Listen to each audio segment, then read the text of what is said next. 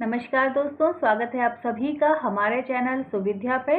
और आज हम देखेंगे एक समाज से संबंधित कुछ महत्वपूर्ण प्रश्न जो कि कॉम्पिटिटिव एग्जाम्स की दृष्टि से बहुत ज़्यादा ज़रूरी हैं। और मैं बताना चाहूँगी आप टेलीग्राम से जुड़ जाएं सुविद्या नाम से, या फिर आप जुड़ सकते हैं मालविका चौधरी नाम से, ताकि क्लासेस के नोटिफिकेशंस आप लोगों को मिलते रहें। आप सुपर चैट और सुपर स्टिकर्स का भी यूज़ कर सकते हैं, which will show that you support Suvidya. चलिए आज की प्रश्नोत्तरी हम शुरू करते हैं। पहला प्रश्न आप लोगों के सामने है। पहले मैं प्रश्न पढ़ती हूँ, 10 सेकंड का टाइम आप लोगों के पास हो गया, आपको आंसर देना है। कुकृत्य में कौन सा समास है? कर्मधारय समास, बहुव्रीहि समास, अव्ययीभाव समास या फिर तत्पुरुष समास? आपका समय शुरू होता है अब। बताएं इस प्रश्न का आंसर। 10 सेकंड्स आप लोगों के पास हैं। कुकृत्य में कौन सा समास है? तो नाउ टाइम अप। मैं आपको बताना चाहूंगी कि यहाँ पर जो सही आंसर है वो है ऑप्शन ए, कर्मधारय समास इसका सही आंसर होगा। ध्यान रखिए कि जरूरी नहीं है कि सिर्फ अव्ययीभाव समास में ही उपसर्ग से अव्ययीभाव समास का निर्माण हो। कुछ एग्जाम्पल्स ऐसे भी हैं जब हम उपसर्ग से कर्मधारय समास का निर्माण करते हैं, और यहाँ पर ये जो उपसर्ग होते हैं ये विशेषण की तरह कार्य करते हैं, इसीलिए ये कर्मधारय समास में आएंगे। सिंपल सा है, कुकृत्य जो है इसका अगर हम समास विग्रह करें तो क्या हो जाएगा? कुत्सित। कुत्सित का मतलब होता है बुरा। ओके, तो कुत्सित है जो कृत्य, यानी बुरा है जो कृत्य, बुरा है जो कृत्य, वो आ जाएगा ऑप्शन ए, कर्मधारय समास के अंतर्गत। पहला प्रश्न ए ऑप्शन सही माना जाएगा। दूसरा प्रश्न देखते हैं, अनभिज्ञ में कौन सा समास है? सेकंड नंबर का क्वेश्चन आप लोगों के सामने है, अनभिज्ञ में। अब यहाँ पर भी आपके सामने चार ऑप्शंस हैं, कर्मधारय समास, बहुव्रीहि समास, अव्ययीभाव समास या फिर तत्पुरुष समास। आप लोगों के लिए टाइमर अब शुरू कर दिया है, 10 सेकंड का टाइम है। आंसर देने की कोशिश करें, अनभिज्ञ में कौन सा समास है? 3, 2, 1 एंड फाइनली टाइम अप हो चुका है, खत्म हो चुका है। तो यहाँ पर जो भी स्टूडेंट्स ऑप्शन डी के साथ हैं उनका आंसर सही माना जाएगा। अनभिज्ञ की अगर हम बात करते हैं तो यहाँ पर आप लोगों को याद रखना है कि ये नए तत्पुरुष से संबंधित उदाहरण है, तो ये तत्पुरुष का एक भाग होगा, क्योंकि संस्कृत के बहुत सारे अर्थ जो है वो निषेध के रूप में या मना के रूप में, हम कहते हैं ना, या विलोम अर्थ के रूप में प्रयोग किए जाते हैं। और अगर किसी शब्द के आगे न लग रहा है या अन लग रहा है या फिर अन हलंत के साथ अगर ये है, तो ये सभी किसके अंतर्गत आ जाएंगे? नए तत्पुरुष के अंतर्गत आ जाएंगे। और इस आधार पर यहाँ पर तत्पुरुष समास जो है वो इसका करेक्ट आंसर होगा। और अनभिज्ञ का समास विग्रह क्या होगा? इसका समास विग्रह होगा न अभिज्ञ। तो ऑप्शन डी इस प्रश्न का करेक्ट आंसर माना जाएगा। तीसरे प्रश्न पर चलते हैं, गौमुख का समास विग्रह क्या होगा और कौन सा समास होगा? तीसरा प्रश्न ध्यान से सुनिए, गौमुख का समास विग्रह भी बताना है और समास का प्रकार भी आपको बताना है। पहला ऑप्शन है गो के लिए मुख अर्थात संप्रदान तत्पुरुष, गौ का मुख संबंध तत्पुरुष, गौ से मुख अपादान तत्पुरुष या गोमुख कर्म तत्पुरुष। ओके, तो अब आपका समय शुरू होता है। बताएं इस प्रश्न का आंसर क्या लगता है। 10 सेकंड्स आप लोगों के सामने हैं। 7, 6, 5, 4, 3, 2, 1 एंड टाइम अप। तो यहाँ पर जो भी स्टूडेंट्स ऑप्शन बी के साथ हैं, गौ का मुख अर्थात संबंध तत्पुरुष इसका सही आंसर होगा। गौ का मुख यानी गाय, जो कि पशु के का मुख के संबंध में यहाँ पर बात हो रही है। कई एग्जाम्पल होते हैं, गोदान भी होता है, लेकिन वो आपको देखना पड़ेगा कि किस संदर्भ में पूछा गया है। गोदान जो है उसे गौ का दान के रूप में भी कहा जाता है, वो भी एक संबंध तत्पुरुष हो सकता है। लेकिन गोदान जो है प्रेमचंद्र के द्वारा लिखा गया एक उपन्यास भी है, तो उस कंडीशन में गोदान जो है वो बहुव्रीहि समास के अंतर्गत माना जाएगा। तो यहाँ पर ऑप्शन बी गौमुख के लिए सही माना हो जाएगा। चलिए अगला प्रश्न देखते हैं। चौथा प्रश्न आप लोगों के सामने है, ध्यान पूर्वक में कौन सा समास है? ध्यानपूर्वक। कर्मधारय समास, बहुव्रीहि समास, अव्ययी भाव समास या तत्पुरुष समास। समय शुरू होता है अब। आंसर देने की कोशिश करें। ध्यानपूर्वक में कौन सा समास है? 4 ऑप्शंस हैं आप लोगों के सामने। टाइम अप होने वाला है, तो टाइम खत्म हो चुका है और आंसर जो है इसका क्या हो जाएगा? Option C. ध्यानपूर्वक में कौन सा समास होगा? अव्ययी भाव समास होगा। ध्यानपूर्वक यानी ध्यान के साथ। ओके, ध्यान पूर्वक का विग्रह अगर हम देखें तो ध्यान के साथ होगा। और यहाँ पर ध्यान रखें, पूर्वक जो है ये दूसरा पद अव्यय है। ओके, अव्ययी भाव समास में या तो पहला पद अव्यय होता है या दूसरा पद अव्यय होता है। तो यहाँ पर दूसरा पद जो है ध्यान पूर्वक वो सही है। इसी प्रकार से एक और एग्जाम्पल होता है नित्य प्रति। नित्य प्रति में प्रति जो है, जो दूसरा पद है वो एक अव्यय की तरह काम करेगा। इसी प्रकार अगर हम देखें प्रयत्न पूर्वक, ठीक है, तो वहां पर भी देखिए पूर्वक जो है वो किसकी तरह काम करेगा? दूसरा पद यहाँ पर अव्यय की तरह कार्य करेगा। तो इस प्रकार के कई प्रश्न आते हैं। मरणोपरांत आता है, मृत्यु पर्यंत आता है। तो ये सभी ऐसे शब्द हैं जिनमें अव्ययी भाव समास है और दूसरा पद जो है वो अव्यय है। तो इस प्रश्न का सही आंसर क्या हो जाएगा? Option C. चलिए 5वां प्रश्न हम लोग देखते हैं। हर रोज में कौन सा समास होगा? हर रोज। कर्मधारय समास, बहुव्रीहि समास, अव्ययी भाव समास या फिर तत्पुरुष समास। बताएं इस प्रश्न का आंसर क्या लग रहा है आपको? हर रोज में कौन सा समास है? तो टाइम आपका समाप्त होने वाला है, फटाफट से आंसर दीजिए। Now time up. हर रोज में कौन सा समास होगा? तो मैं बताना चाहूंगी, जो भी स्टूडेंट्स यहाँ पर भी ऑप्शन सी के साथ हैं, हर रोज, हर दिन, हर वर्ष, हर साल, इन सभी में पहला पद अव्यय है। हर जो है यहाँ पर अव्यय की तरह कार्य कर रहा है। तो बिल्कुल यहाँ पर ऑप्शन सी जो है वो करेक्ट होगा। हर रोज का मतलब क्या हो जाता है? प्रत्येक रोज। ठीक है ना? क्या मतलब हो जाएगा इसका? प्रत्येक रोज।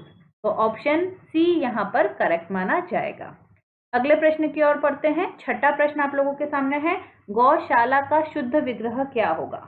ओके, गौशाला। ठीक है, इससे पहले हमने गौमुख देखा था, अब आप देख रहे हैं गौशाला।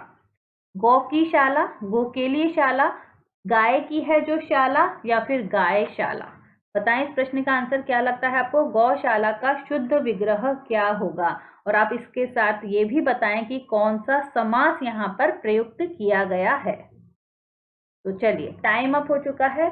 बताना चाहूंगी मैं इस प्रश्न का आंसर। गौशाला, गौ के लिए शाला जो है इसका सही आंसर होगा। शाला का मतलब क्या होता है? भवन हम कह सकते हैं। गौ के लिए शाला। और ये बिल्कुल बिल्कुल जो भी बच्चे हमारे संप्रदान तत्पुरुष सोच रहे हैं उनका आंसर बिल्कुल करेक्ट है। आप मुझे लास्ट में बताइएगा कि कितने प्रश्न आपके 30 में से सही हुए हैं। तो गौ के लिए शाला, संप्रदान तत्पुरुष बिल्कुल करेक्ट आंसर होगा। Option B will be correct answer. चलिए अगला प्रश्न देखते हैं। त्रिभुज में कौन सा समास है? बहुत सरल प्रश्न आ गया है। त्रिभुज में आपको बताना है कौन सा समास है। द्वंद्व समास, द्विगु समास, बहुव्रीहि समास या कर्मधारय समास। आपका टाइम शुरू होता है अब। जल्दी जल्दी आंसर दीजिए। Time 6, 5, 4, 3, 2, 1 and time up. तो यहाँ पर जो भी स्टूडेंट्स हमारे त्रिभुज में 3 भुजाओं की आकृति, क्या मतलब होगा इसका? का मतलब होगा 3 भुजाओं की आकृति। और ये कौन से समास का उदाहरण होगा? ये होगा द्विगु समास का उदाहरण। ऑप्शन बी जो भी स्टूडेंट सोच रहे हैं वो बिल्कुल करेक्ट आंसर है। चतुष्पथ, 4 पथों का समागम, पंचरत्न, ये सभी द्विगु समास के उदाहरण हो सकते हैं। तो ऑप्शन बी इस प्रश्न का बिल्कुल सही आंसर है। अगले प्रश्न की ओर बढ़ते हैं। अगला प्रश्न बहुत सरल प्रश्न है। शूल पाणी में कौन सा समास होगा? शूल पाणी। बहुव्रीहि समास, अव्ययी भाव समास, तत्पुरुष समास या फिर द्वंद्व समास? क्या आंसर लगता है आपको? समय आपका शुरू हो जाता है अब। चलिए बताएं। यहाँ पर तो शायद समय आ ही नहीं रहा है, तो यहाँ पर आप बताएं। 10, 9, 8, 7, 6, 5, 4, 3, 2, 1। सो आपका समय समाप्त हो गया है। शूल पाणी यानी शूल है, पाणी का मतलब होता है हाथ में जिसके, शूल यानी त्रिशूल की यहाँ पर बात हो रही है। सो कौन से भगवान की यहाँ पर बात हो रही है जिनके हाथ में त्रिशूल है, पानी में जिनके, अर्थात ये कौन सा समास हो जाएगा? बहुव्रीहि समास होगा। ऑप्शन ए इस प्रश्न का करेक्ट आंसर होगा। क्यों? क्योंकि यहाँ पर भगवान शिव की बात हो रही है। तो ऑप्शन ए इस प्रश्न का करेक्ट आंसर माना जाएगा। 9वां प्रश्न देखते हैं। 9वां प्रश्न ध्यान से देखिएगा, कई बच्चे इस प्रश्न में गलती करते हैं। यह परीक्षा हमारे लिए सिर दर्द बनी हुई है। ठीक है, अगर इस सेंटेंस को देखो और मुझे बताओ यहाँ कौन सा समास होगा? बहुव्रीहि समास, अव्ययी भाव समास, तत्पुरुष समास या फिर द्वंद्व समास? यह परीक्षा हमारे लिए सिर दर्द बनी हुई है। ओके, तो आपका समय अब शुरू हो जाता है। सोचें प्रश्न का आंसर क्या हो सकता है ध्यान से, और फिर आंसर देने की कोशिश करें। सो 3, 2, 1 एंड टाइम अप। चलिए अब मैं आप लोगों को बताना चाहूंगी कि जो भी स्टूडेंट्स यहाँ पर, मुझे बहुत ज़्यादा मतलब चांसेस हैं कि स्टूडेंट जो है ऑप्शन सी सोच रहे होंगे, लेकिन सेंटेंस के अकॉर्डिंग तत्पुरुष समास नहीं है। तत्पुरुष में भी बच्चे सोच रहे होंगे सिर में दर्द, ठीक है ना, सिर दर्द के लिए सिर में दर्द। अधिकरण तत्पुरुष बच्चे सोच रहे होंगे कि ये अधिकरण तत्पुरुष समास का उदाहरण है, लेकिन गलत। ये जो है सिर में दर्द, अगर देखिए ये परीक्षा मेरे लिए सिर दर्द बनी हुई है, सिर दर्द यानी एक परेशानी का कारण बनी हुई है, यानी एक अलग अर्थ निकल के आ रहा है। वास्तव में कोई सिर दर्द नहीं हो रहा है, लेकिन एक तरीके से झंझट की बात यहाँ पर हो रही है। और जब अलग अर्थ की बात आए तो वहां पर होगा बहुव्रीहि समास। ऑप्शन ए जो है इसका करेक्ट आंसर माना जाएगा। तो 9 नंबर का प्रश्न ए ऑप्शन सही होगा। चलिए 10वां प्रश्न देखते हैं। राम, जो बात जैसी हुई है वैसी ही बताओ, नमक मिर्च लगाने की जरूरत नहीं। ठीक है ना, नमक मिर्च यहाँ पर एक शब्द आया है, वो कौन सा समास होगा? ठीक है, प्रश्न को ध्यान से पढ़ें, फिर आंसर देने की कोशिश करें कि जो बात जैसी हुई है वैसी बताओ, नमक मिर्च लगाने की जरूरत नहीं। यहाँ नमक मिर्च लगाने में कौन सा समास है?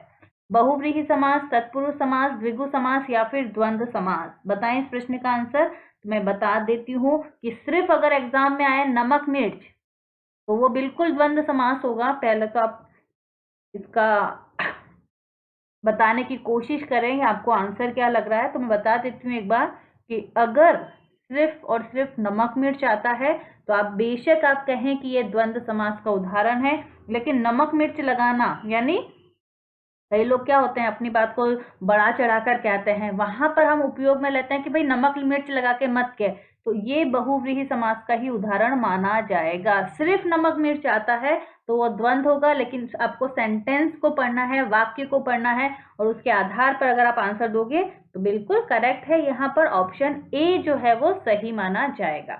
चलिए 11वां प्रश्न देखते हैं। चील गाड़ी का समास विग्रह और समास क्या होगा? चलिए अब यहाँ पर समास विग्रह तो नहीं, समास बता दें चले। टाइम शुरू होता है अब आपका। चील गाड़ी का समास विग्रह और समास क्या होगा? बहुव्रीहि, तत्पुरुष, द्विगु या फिर द्वंद्व समास? दीजिए आंसर इस प्रश्न का, टाइम खत्म हो चुका है। चील गाड़ी का मतलब होता है चील के समान गाड़ी। क्या मतलब होगा इसका? चील के समान गाड़ी। ठीक है, इसका मतलब यहाँ बात हो रही है हवाई जहाज की, और ये किसका उदाहरण होगा? ये उदाहरण होगा बहुव्रीहि का। बहुत सारे उदाहरण हैं गाड़ी से संबंधित, ठीक है ना।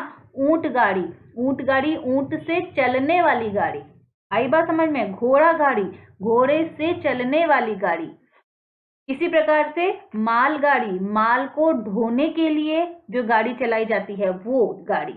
रेलगाड़ी, रेल पर चलने वाली गाड़ी। तो यहाँ पर आपको विग्रह में बहुत ध्यान रखना है। चील गाड़ी, चील के समान गाड़ी, बहुव्रीहि समास यहाँ पर माना जाएगा। अगला प्रश्न बहुत सरल है। रातों रात, हाथों हाथ में कौन सा समास है? बहुव्रीहि, अव्ययी भाव, तत्पुरुष या फिर द्वंद्व समास? बताएं। शुरू होता है आपका टाइम।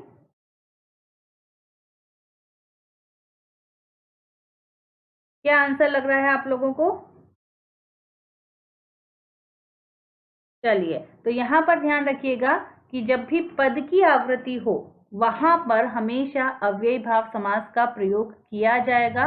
रातों रात, हाथों हाथ, दोनों में कौन सा समास होगा? इन दोनों में ही अव्ययी भाव समास का प्रयोग किया जाएगा। क्यों? क्योंकि पदों की आवृत्ति की जा रही है। 13वां प्रश्न आप लोगों के सामने है। सहोदर में कौन सा समास है? बहुव्रीहि, अव्ययी भाव, तत्पुरुष या द्वंद्व समास? बताएं।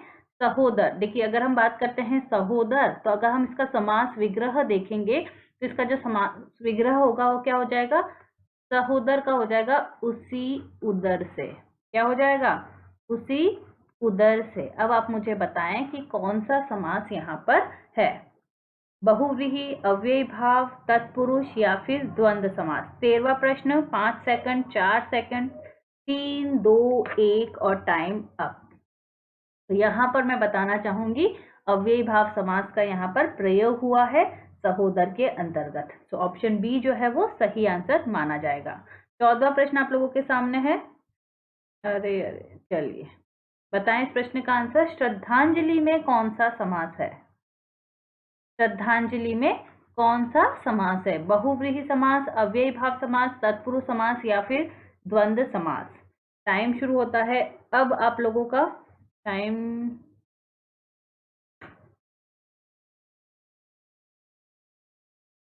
अप होने वाला है। यहाँ पर बताएं आप क्या आंसर होगा। तो बताना चाहूंगी श्रद्धांजलि में अगर हम इसका समास विग्रह करते हैं तो क्या हो जाएगा?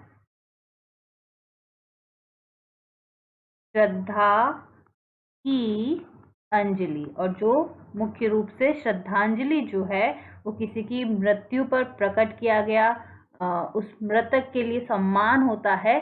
तो वास्तविक अलग अर्थ में श्रद्धांजलि जो है वो दी जाती है और उस आधार पर ये बहुव्रीहि समास का उदाहरण होगा। ध्यान रखें, श्रद्धांजलि जो है वो बहुव्रीहि समास का उदाहरण है। अगला प्रश्न देखते हैं। 15वां प्रश्न। रेल यात्रा में कौन सा समास होगा? 15वां प्रश्न ध्यान से देखें। रेल यात्रा, बहुव्रीहि, करण तत्पुरुष, अधिकरण तत्पुरुष या फिर संबंध तत्पुरुष? शुरू होता है समय आप लोगों का। क्वेश्चन नंबर 15 आंसर देना है आप लोगों को। रेल यात्रा।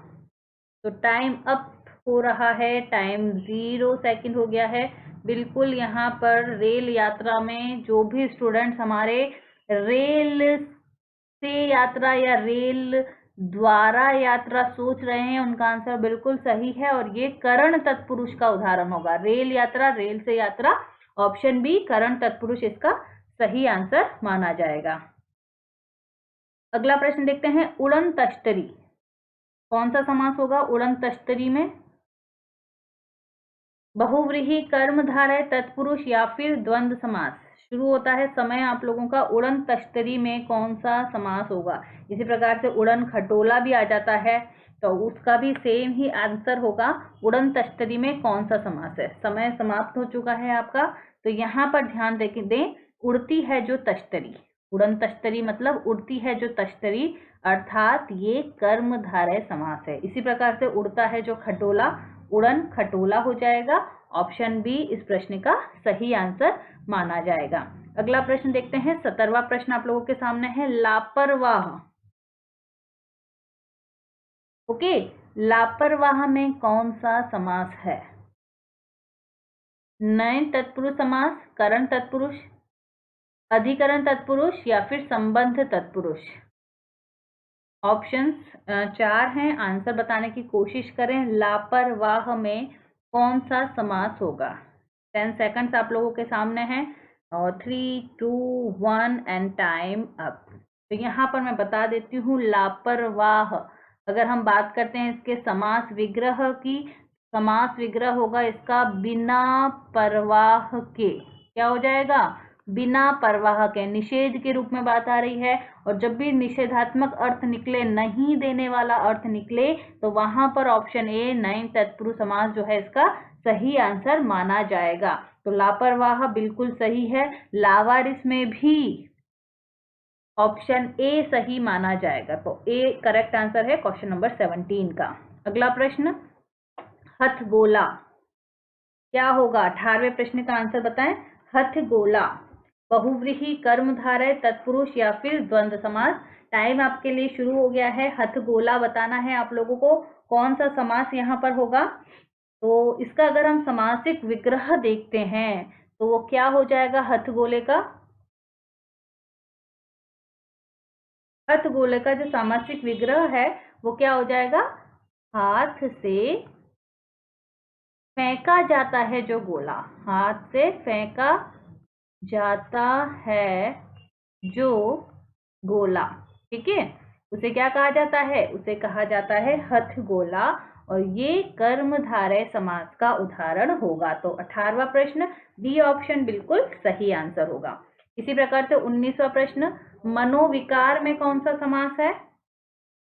संबंध तत्पुरुष, संप्रदान तत्पुरुष, अधिकरण या फिर कर्म तत्पुरुष। समय शुरू होता है अब। जल्दी से आंसर दीजिए, मनोविकार में कौन सा समास है? चलिए, तो समय समाप्त हो चुका है। मनोविकार अर्थात मन का विकार। क्या मतलब हो जाएगा इसका? मन का विकार। ओके, और ये कौन से उदाहरण होंगे? का, के, की का प्रयोग कौन से तत्पुरुष में किया जाता है? संबंध तत्पुरुष में किया जाता है। बिल्कुल ऑप्शन ए इस प्रश्न का सही आंसर माना जाएगा। 20वें प्रश्न की ओर बढ़ते हैं। कविराज कौन सा समास है? अधिकरण, संबंध, अपादान या कर्म। कविराज कौन सा समास होगा? अधिकरण, संबंध, अपादान या कर्म।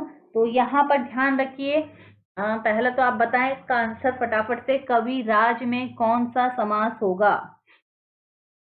अगर 3, 2, 1 एंड टाइम अप। कविराज अर्थात कवियों में राजा, ठीक है ना। क्या हो जाएगा इसका समास विग्रह? कवियों में राजा, अर्थात ये होगा। में का प्रयोग कहाँ होता है? अधिकरण तत्पुरुष में होता है। ऑप्शन ए इस प्रश्न का सही आंसर माना जाएगा। 21वां प्रश्न देखते हैं। शिव के त्रिलोचन से कामदेव कांप उठा। ठीक है, प्रश्न को ध्यान से पढ़िएगा और आंसर देने की कोशिश कीजिएगा। शिव के त्रिलोचन से कामदेव कांप उठा, कौन सा समास है यहाँ? बहुव्रीहि समास, अव्ययीभाव समास, द्विगु समास या फिर द्वंद्व समास। आंसर दीजिए फटाफट इस प्रश्न का। 21वां प्रश्न, शिव के त्रिलोचन से कामदेव कांप उठा। फटाफट आंसर दीजिए इस प्रश्न का। टाइम अप हो चुका है, 0 सेकेंड्स रह गए हैं। तो यहाँ पर जो भी बच्चे ऑप्शन ए सोच रहे हैं बहुव्रीहि समास, वो गलत होगा। शिव ऑलरेडी दिया हुआ है। शिव की जो तीन त्रिलोचन, 3 आंखों से कामदेव कांप उठा, यहाँ पर 3 आंखों के रूप में ही शब्द का प्रयोग किया गया है त्रिलोचन का, इसलिए ये द्विगु समास का उदाहरण होगा, ना कि बहुव्रीहि समास का। इसी प्रकार से अगला प्रश्न, त्रिलोचन ने कामदेव को भस्म किया। ठीक है ना। आप देखिए, एक ही शब्द है लेकिन अलग अलग रूप में, वाक्य में उसका प्रयोग कैसे होता है, उस आधार पर आपको बताना है कि कौन सा समास यहाँ पर होगा। त्रिलोचन ने कामदेव को भस्म किया, कौन सा समास है? बहुव्रीहि समास, अव्ययीभाव समास, तत्पुरुष समास या फिर द्वंद्व समास। समय शुरू होता है अब। बताएं इस प्रश्न का आंसर। 22वां प्रश्न आप लोगों की स्क्रीन पर है। 6 सेकंड्स, 5 सेकंड्स, 4, 3, 2 और 1 एंड टाइम अप। तो यहाँ पर मैं आप लोगों को बताना चाहूंगी कि यहाँ पर त्रिलोचन जो है शिव के रूप में बात की गई है, तो बहुव्रीहि समास का बिल्कुल सही आंसर होगा। तो 22वें प्रश्न में जो भी बच्चे ऑप्शन ए के साथ हैं, आंसर आप लोगों का बिल्कुल सही है। चलिए 13वें प्रश्न की ओर बढ़ते हैं। सप्तकोण में कौन सा समास है? बहुत सरल प्रश्न आ गया है आप लोगों के सामने। सप्तकोण बहुव्रीहि, अव्ययीभाव, द्विगु या फिर द्वंद्व समास। 23वां प्रश्न, आंसर देने की कोशिश करें। तो जो भी बच्चे यहाँ पर सप्तकोण में कौन सा आंसर दे रहे हैं? बहुव्रीहि, अव्ययभाव, द्विगु या फिर द्वंद्व। तो यहाँ पर मैं बताना चाहूंगी टाइम अप और द्विगु समास बिल्कुल सही आंसर होगा। कोई स्पेशल अर्थ यहाँ पर नहीं निकल रहा है कि हम बहुव्रीहि समास सोचें। सप्तकोण, 7 कोणों की बात हो रही है और ऑप्शन सी बिल्कुल सही है। द्विगु समास इसका सही आंसर माना जाएगा। चलिए 24वां प्रश्न, अंधकूप में समास आपको बताना है। बताएं फटाफट से, बहुव्रीहि, कर्मधारय, तत्पुरुष या फिर द्वंद्व समास। 24वां प्रश्न, बहुव्रीहि, कर्मधारय, तत्पुरुष, द्वंद्व, अंधकूप।